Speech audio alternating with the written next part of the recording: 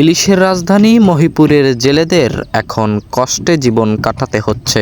যেখানে মাছের তুফান থাকার কথা সেখানে এখন শুধুই স্তব্ধতা, নেই কোনো ইলিশের আমদানি। দেশব্যাপী 22 দিন অবরোধের কারণে মাছ ধরতে পারছেন না জেলেরা, যার কারণে তাদের সংসার চালানো প্রায় কষ্টকর হয়ে উঠেছে। কুয়াকাটা মহিপুর কলাপাড়ার ভিতরে জাইলেরা যারা আছে সবাই গাঙ্গের উপরে ডিপেন্ড করে। যে এই সাগরে অবরোধ দিলে এখন তো সবাই বেকার অবস্থায়, এখন তো অনেক কষ্টের উপরে আছে জাইলেরা। কিন্তু জাইলেগো এখন যে অবস্থা চলার মতো অনেকের টাকা নাই। এই মাছ বেচলে কিছু টাকা হয়, কিন্তু নাইল তো নাই।